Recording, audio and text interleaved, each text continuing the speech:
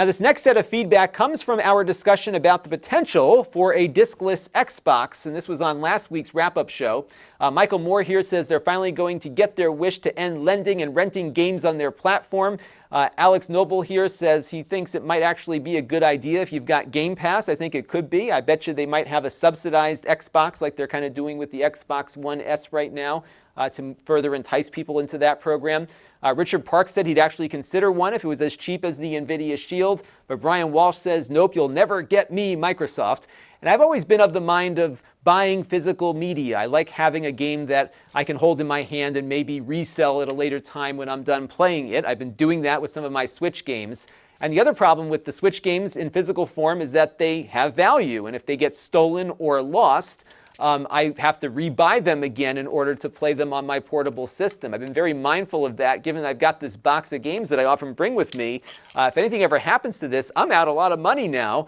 Whereas if I had just bought these games digitally, they would all be on my Switch, even if I lost it. When I get the new Switch, they're all re-downloaded, and my save games now back up to the cloud on the Switch as well. So I'm not too sure what to think anymore about this digital versus physical thing. I do like having that freedom to lend a game out or borrow one from a friend, which you don't get digitally. But at the same time, I think with a portable system, it might make a little more sense to have digital. I'm just glad right now that we as consumers have choice, and I fear that at some point in the near future, those choices might erode. It does cost Nintendo a lot more money to make a physical cartridge and distribute it versus just selling it digitally. And what's interesting is they sell the digital games for the same price as the physical games. And at some point, they're either going to stop the physical or maybe charge more for the physical, given that it does take profit out of the mix for them. So we'll have to see how each of these companies reacts to it.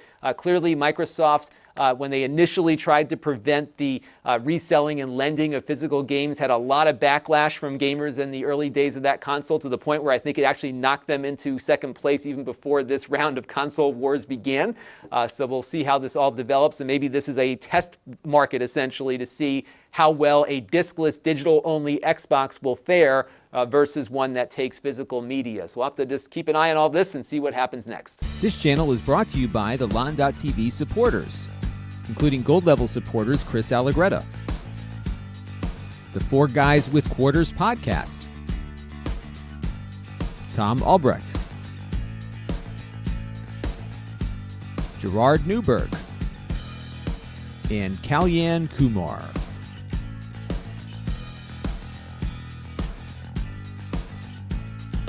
If you want to help the channel, you can by contributing as little as $1 a month.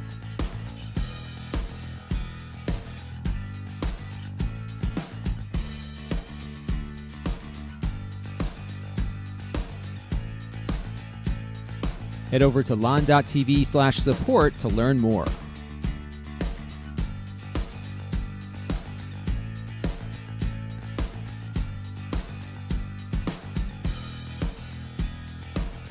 And don't forget to subscribe. Visit lon.tv/s.